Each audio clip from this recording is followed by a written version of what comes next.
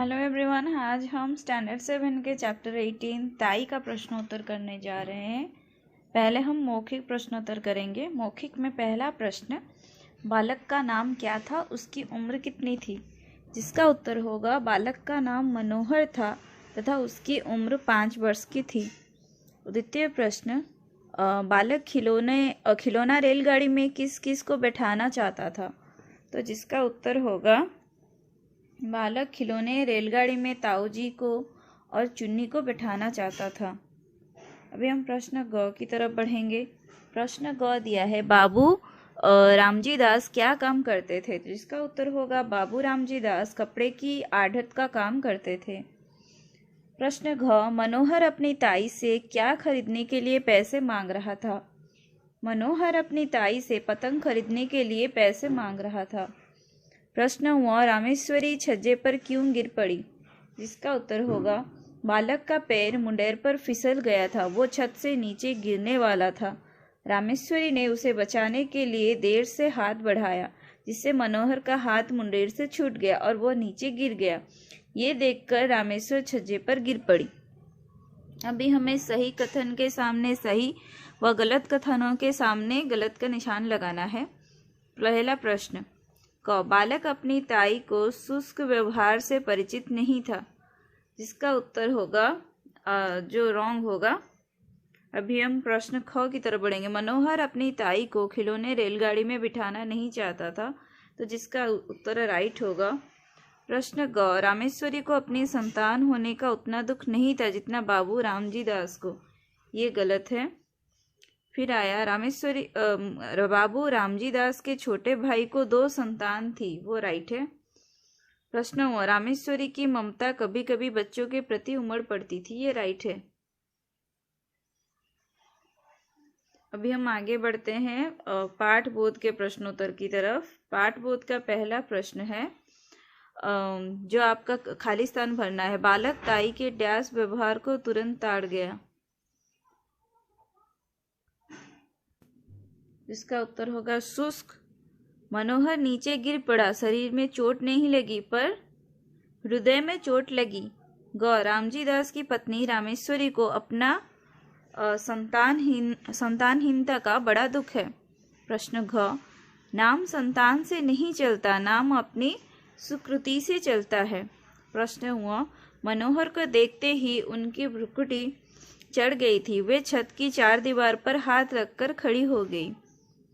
प्रश्न च, वह अत्यंत भय तथा करुण नेत्रों से रामेश्वरी की ओर देखकर चिल्लाया। अभी हम लिखित प्रश्नोत्तर करेंगे। लिखित में पहला प्रश्न है, रामेश्वरी को किस बात का दुख था? ये लघु उत्तरीय है। रामेश्वरी को संतानहीनता का दुख था। प्रश्न ख, बाबू रामजी दास के छोटे भाई का क्या नाम था? जिसका उत्तर होगा बाबू रामजी दास के छोटे भाई का नाम कृष्णदास था। प्रश्न ग, मनोहर और उसकी बहन कितने वर्ष के थे? इसका उत्तर होगा मनोहर 5 वर्ष के तथा बहन 2 वर्ष की थी। प्रश्न घ, मनोहर को देखते ही रामेश्वरी की भ्रुकुटी क्यों चढ़ जाती थी? रामेश्वरी मनोहर को पसंद नहीं करती थी, उसे देखते ही उसकी भ्रुकुटी चढ़ जाती थी। प्रश्न हुआ, रामेश्वरी को किस बात का अफसोस था? जिसका उत्तर होगा रामेश्वरी को इस बात का अफसोस था कि वो गिरते हुए मनोहर को नहीं बचा सकी। अभी हम दीर्घोत्तरीय प्रश्न करेंगे। पहला प्रश्न दिया है,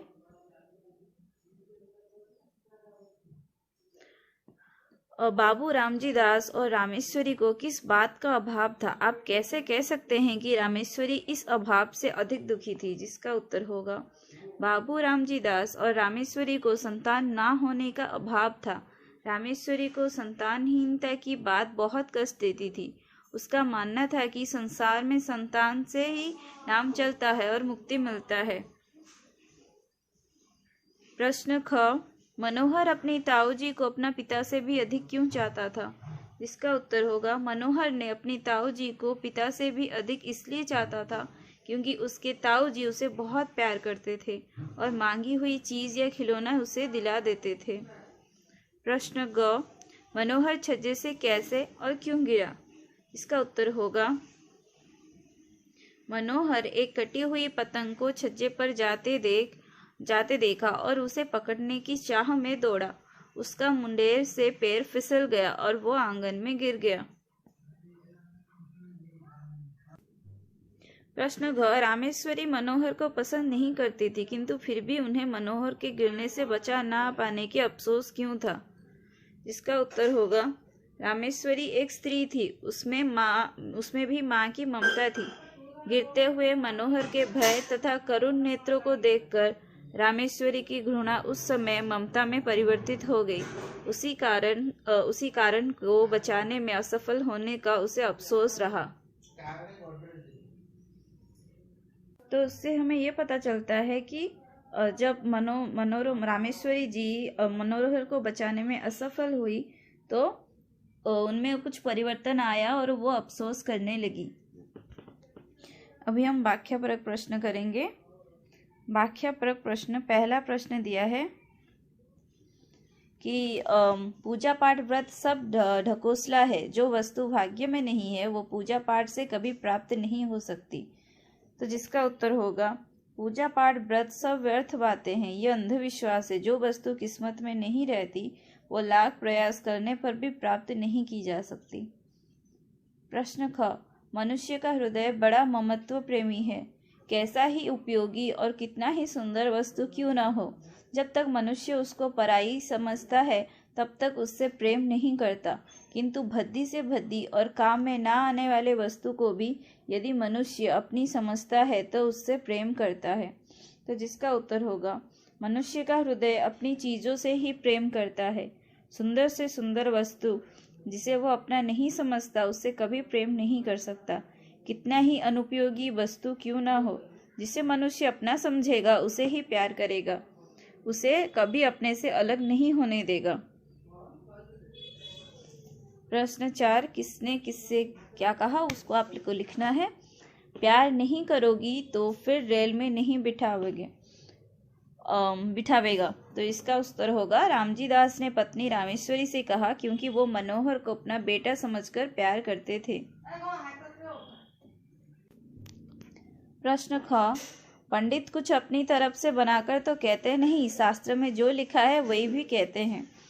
इसका उत्तर होगा कि रामेश्वरी ने बाबू रामजी दास से कहा क्योंकि संतान के प्राप्ति के लिए पंडित द्वारा पूजा पाठ करने को कहा गया था। प्रश्न ग दिया है, पतंग मंगा दो हम भी उड़ाएंगे। तो ये मनोहर ने ताई रामेश्वरी से कहा क्यों वो पतंग उड़ाना चाहता था। तो आइए विचार करें, में आपको जो प्रश्न दिया गया है आपको अपने हिसाब से करना है। अभी हम पाठांश पर आधारित प्रश्नोत्तर करेंगे। पहला प्रश्न, रामेश्वरी किससे बात कर रही थी? जिसका उत्तर होगा, रामेश्वरी अपने पति बाबू रामजी दास से बात कर रही थी। प्रश्न 2, यहाँ भतीजा शब्द किसके लिए प्रयुक्त किया गया है? यहाँ भतीजा शब्द मनोहर के लिए प्रयुक्त किया गया है। संतान के लिए लोग क्या क्या करते हैं? संतान के लिए लोग पूजा पाठ और व्रत करते हैं।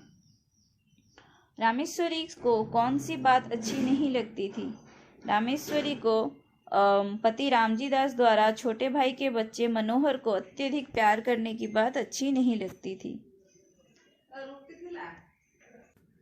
प्रश्न 5, भाई भतीजा समस्त पद का समास विग्रह कीजिए। तो आपको जैसे पता है भाई और भतीजा द्वंद्व समास है। द्वंद्व समास में हमें और लगाना होता है, तो भाई और भतीजा। भाषा से का प्रश्नोत्तर करेंगे। तो पहले दिया है कि आपको पाठ में प्रयुक्त कोई 5 मुहावरे ढूंढकर उनके अर्थ लिखना है। तो पहला दिया है, पराया धन दूसरे का संपत्ति, ताड़ जाना समझ जाना, हृदय में चोट लगना, अत्यधिक दुख पहुंचना, भाग्य फूटना, किस्मत खराब होना, कांटे की तरह खटकना, अत्यधिक तकलीफ देना। अभी हम प्रश्न 2 की तरफ बढ़ेंगे। प्रश्न 2 है, निम्नलिखित संयुक्त वाक्यों को सरल वाक्यों में रूपांतरित कीजिए। आप जैसे देख सकते हो वाक्यों में आपके पुस्तक में होगा। संयुक्त वाक्य हम किसे कहते हैं? जिसमें एक से अधिक वाक्य होता है और जहाँ पर लेकिन और ऐसे शब्द का प्रयोग करके उसको जोड़ा जाता है, तो उसको संयुक्त कहते हैं। तो पहला वाक्य दिया है, सुबह की पहली बस पकड़ो और घर लौट जाओ। तो जिसका उत्तर होगा, सुबह की पहली बस पकड़कर घर लौट जाओ। प्रश्न ख, अध्यापक कक्षा में आए और सब विद्यार्थी शांत हो गए। तो इसमें और उठाया गया, कक्षा में अध्यापक के आते ही सब विद्यार्थी शांत हो गए।